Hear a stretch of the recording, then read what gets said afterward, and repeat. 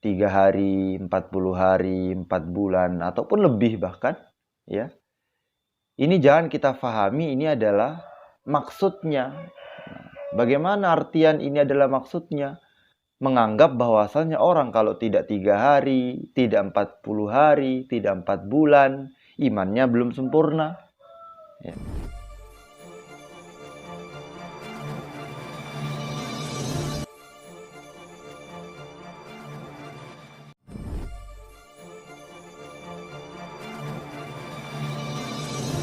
Assalamualaikum warahmatullahi wabarakatuh. Bismillahirrahmanirrahim. Alhamdulillahirabbil alamin.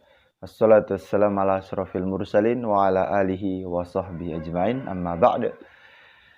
Di kesempatan yang mulia ini, marilah sama-sama kita membahas mengenai bagaimana hukum khuruj fi sabilillah. Ya, bagaimana hukum khuruj fi sabilillah. Sebagaimana telah dijelaskan oleh guru kami, ya, yang wajib bagi umat Islam, ya, yang wajib adalah berdakwahnya. Ya. Yang wajib adalah berdakwahnya, mengingatkan seseorang, amar ma'ruf nahi mungkar, ini adalah yang wajib. Adapun khurujnya, ya, entah itu keluar bagaimana bentuknya, ini adalah sarana di dalam mewujudkan itu dakwah, ya, mewujudkan dakwah itu. Nah, sehingga setiap generasi atau setiap beberapa tahun, ya, setiap abad mungkin, Allah Subhanahu wa Ta'ala akan memberikan ilham, ya, akan memberikan ilham terhadap orang-orang yang Allah cintai, yang Allah jadikan dia pemimpin di dalam kebaikan, asbab hidayah untuk banyak orang, nah, cara untuk berdakwah. Nah, sehingga teman-teman kita mungkin dari suatu kelompok yang mereka biasa khuruj 3 hari, 40 hari, 4 bulan, ataupun lebih bahkan, ya. Ini jangan kita fahami ini adalah maksudnya. Bagaimana artian ini adalah maksudnya? Menganggap bahwasannya orang kalau tidak 3 hari, tidak 40 hari, tidak 4 bulan, imannya belum sempurna. Ya, memang salah satu cara untuk meningkatkan iman yaitu dengan kita khuruj. Ini sebagaimana yang sering kita dengar ketika Syekh Maulana Ilyas rahimahullah ditanya, ini gerakan kamu, ya, ini gerakan kamu yang menyebarkan Islam, yang 3 hari, 40 hari dan lain sebagainya, apa nama jamaahnya ini? Apa namanya? Misalnya kalau jadi organisasi, apa nama organisasinya? Dan beliau sendiri tidak memberikan nama terhadap jamaah ini. Dan seandainya beliau memberikan nama, kata beliau, aku akan beri nama Tahrikul Iman. Jadi pergerakan iman. Pergerakan iman. Jadi di dalam kita berdakwah, ya, di dalam kita berdakwah, banyak cara yang Allah berikan kepada kita. Banyak cara yang bisa digunakan di dalam kita berdakwah. Karena hakikatnya, pada dasarnya, umat zaman sekarang 14 abad jauh dari kehidupan Nabi, tidak ada yang tahu persis plek bagaimana sih cara perjuangan sebenarnya yang pernah dikerjakan oleh Rasulullah. Tidak ada yang tahu. Apakah mereka bawa kompor ke masjid-masjid 3 hari, 40 hari? Apakah dengan cara lain? Kita tidak tahu. Yang jelas ketika zaman Nabi ada sistem pemerintahan Islam. Kemudian ketika orang-orang tidak ingin, ya, ketika orang-orang tidak mau menerima Islam, ditawarkan dulu Islam, ya, bahkan dalam setiap pertempuran yang sering dijelaskan oleh Maulana Sa'ad rahimahullah, bahkan di dalam setiap pertempuran tidak langsung perang, tapi ada dakwah di situ. Ada mengajak dulu di situ. Aslim taslam, mau masuk Islam atau tidak? Nah, kalau mau masuk Islam, taslamu, kamu akan selamat, hartamu semua dilindungi, semua akan dijaga. Tidak mau juga masuk Islam, maka pilih yang kedua, yaitu bayar jizyah, bayar pajak. Ya, hidup di negara Islam atau hidup di kekuasaan kaum muslimin, tunduk terhadap hukum-hukum yang ada di kaum muslimin. Bukan berarti mereka disuruh masuk Islam. Inilah maknanya la ikraha fid din, tidak boleh ada pemaksaan di dalam agama. Jadi nggak boleh, kamu harus Islam, tidak boleh. Ada tawaran-tawaran. Masuk Islam, silakan. Tidak masuk Islam, yaitu syarat persyaratan kedua, bayar jizyah. Nah, bukan berarti tidak ada paksaan di dalam Islam, kita tidak boleh berdakwah, tidak ada seperti itu. Justru itu keliru, ya. Itu namanya keliru. Nah, kemudian setelah orang itu tidak mau, saya juga tidak mau bayar jizyah, barulah kalau gitu 1 lawan 1, perang, ya. 1 lawan 1, orang Islam memajukan siapa yang dipilih oleh pimpinan kaum muslimin untuk duel, ya, duel 1 lawan 1 dengan orang kafir. Ini di dalam pemerintahan Islam zaman Nabi SAW. Di samping itu, di samping ada peperangan, ada juga yang namanya pergerakan ilmiah. Jadi ketika zaman Nabi, ada sebagian orang yang memang disuruh pergi ke Madinah untuk belajar ilmu, kemudian kembali lagi untuk mengajarkan ilmu kepada yang ditinggalkan. Jadi ada pergerakan jihad, yaitu berperang, menghilangkan kekafiran, atau pergerakan ilmiah, yaitu dakwah syariat Islam, yaitu dakwah kepada orang-orang Islam yang sudah masuk Islam, kemudian dia mengajar, netap di tempat itu selama beberapa hari mungkin, atau bahkan beberapa bulan.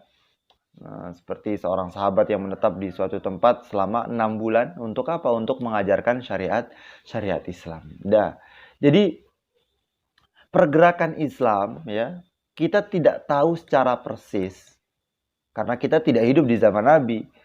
Yang kita lihat adalah yang bersumber dari Quran maupun hadis, yang jelas sanadnya sampai Rasulullah. Cuman prakteknya bagaimana tidak ada yang tahu.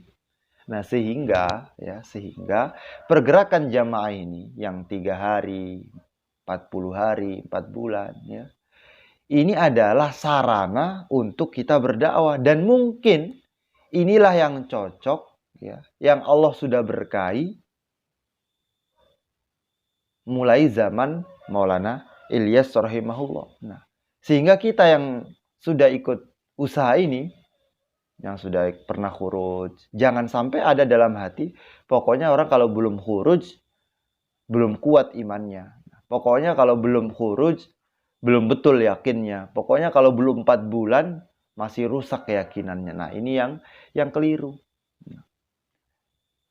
Kalau dakwanya itu memang wajib, cuman caranya untuk berdakwah, inilah ijtihad masing-masing ulama, orang-orang yang diberi ilham bersih hatinya oleh Allah Subhanahu wa taala. Sehingga jangan kita katakan keluarnya ini wajib. Nah, 3 hari itu wajib hukumnya. Karena kalau masalah hukum, ya, kalau sudah berkaitan dengan masalah hukum, namanya perkara wajib, kalau tidak dikerjakan maka berdosa. Sebagaimana sholat itu wajib, maka kalau tidak dikerjakan maka berdosa. Ya. Nah, cuman jangan pula kemudian, oh kalau gitu nggak usah kurut. Tidak. Jadi untuk zaman sekarang, ya, yang terlihat barokahnya, hasilnya, berapa masjid terbuka, berapa tempat kemaksiatan tertutup, ini banyak dibuktikan, banyak terhasilkan oleh usaha dakwah ini, usaha khuruj 3 hari, 40 hari, yang kayaknya biasa-biasa aja. 3 hari, bahkan pakaiannya lusuh-lusuh sebagian. Ada juga yang mewah-mewah juga ada.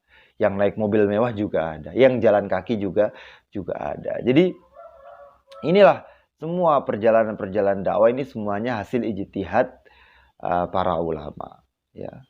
Karena zaman sebelum Maulana Ilyas, ya, apakah tidak ada ulama? Banyak juga. Bahkan Maulana Ilyas ketika ingin memproklamirkan ya mengenai ide atau ilham mengenai khuruj ini, beliau bermuzakarah silaturahim terhadap ulama dulu, sowan dulu terhadap ulama-ulama beliau yaitu di Dioban, karena beliau juga alumni Dioban ya, termasuk pondok pesantren yang sangat tua ya, pondok pesantren yang sangat tua di India sana. Jadi beliau sebelum memproklamirkan mengenai khuruj ini bagaimana 3 hari, 40 hari dan seterusnya, beliau sowan dulu atau muzakarah dulu minta usulan terhadap ulama-ulama di sana.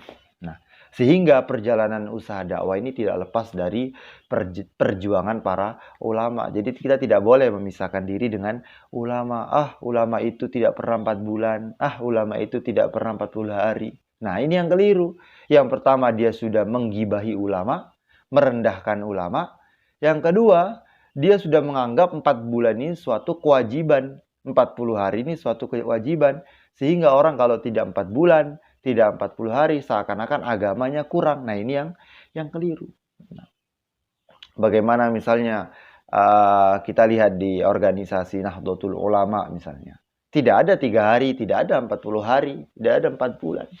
Nah, tapi bagaimana mereka dakwanya? Ya dakwanya mereka ngajak kumpul, sholawatan, kajian. Nah, ini salah satu sarana untuk mendekatkan diri kepada Allah, mengingatkan orang yang lalai agar ingat Allah. Nah, jadi banyak cara untuk kita berdakwah. Sekarang tinggal hati kita, jalan mana yang kita pilih, jalan mana yang kita yakini, yang kita lihat keberkahannya. Nah, maka sering dikatakan oleh almarhum Kiai Uzair Abdillah, beliau mengatakan, terserah yang mau bikin cara sendiri juga terserah. Cuman masalahnya yang mau ikut siapa misalnya. Yang mau ikut siapa. Nah, kemudian yang perlu diketahui dalam usaha ini, usaha khuruj ini, sudah Allah tampakkan keberkahannya. Sehingga dalam sebuah riwayat, man burika fi syai'in falyalzamhu. Siapa yang diberkahi pada sesuatu, maka hendaknya dia menetapi, mengistiqomahkan dalam sesuatu tersebut. Nah, jadi kesimpulannya, bagaimanapun cara kita berdakwah, ya itu sudah masuk di kewajiban kita berdakwah. Entah itu berdakwah lewat sholawatan, entah itu berdakwah bagaimana terserah. Jadi banyak cara kita berdakwah. Jangan kita mempunyai keyakinan, kefahaman kalau belum 3 hari, kalau belum 4 bulan imannya kurang. Nah, berarti seakan-akan kita menjustifikasi orang-orang terdahulu sebelum zaman Maulana Ilyas yang memiliki gagasan atau ide atau ilham yang Allah berikan mengenai khuruj ini, imannya lemah semua dong. Nah, jadi ini yang perlu kita pahami sehingga jangan ada rasa buruk sangka kita terhadap sesama kaum muslimin. Bisa jadi kita yang sudah khuruj, bisa jadi yang kita sudah khuruj 40 hari, 4 bulan, 1 tahun mungkin, dikarenakan dalam hati, saya ini udah khuruj, udah kuat iman saya. Daripada dia, orang pasar misalnya. Kita sudah merasa diri kita baik, justru itulah namanya kesombongan. Nah, padahal semakin tinggi derajat seseorang, semakin tinggi tingkat seseorang, maka hatinya selalu tawadu, hatinya selalu rendah diri, selalu merasa orang yang paling hina, selalu merasa orang yang paling lemah, tidak punya derajat di sisi Allah Subhanahu wa taala. Jadi bukan merasa tinggi, merasa saya sudah ini, saya sudah ustadz, saya sudah ini misalnya. Jadi kesimpulannya kita sebagai orang yang sudah misalnya bergelut ataupun lama dalam usaha ini, ya, jangan sampai kita merendahkan sesama muslim, apalagi, nah ini perhatikan, apalagi merendahkan ulama, merendahkan orang soleh. Karena sebagian orang mengatakan apa itu ulama itu nggak pernah 4 bulan, nggak pernah 40 hari. Nah, ini sudah pertama dia sudah ghibah, kemudian dia sudah tidak menghormati ulama, kemudian dia berkeyakinan dengan 40 hari. 40 hari itu adalah kewajiban, sehingga orang yang tidak 40 hari dia berdosa, imannya tidak kuat. Emangnya yang megang kunci iman itu kamu? Kan tidak. Jadi kesimpulannya, bagaimanapun cara kita berdakwah, kita harus saling menghormati satu sama lain. Jangan ada rasa kita lebih tinggi daripada orang lain. Jangan ada rasa kita merendahkan orang lain. Sudah apa yang kita yakini, kita jalani. Jadi kesimpulannya, dakwah itu yang wajib adalah berdakwahnya. Adapun caranya itu sesuai dengan ijtihad masing-masing para ulama yang kita ikuti. Wallahu a'lam. Assalamualaikum warahmatullahi wabarakatuh.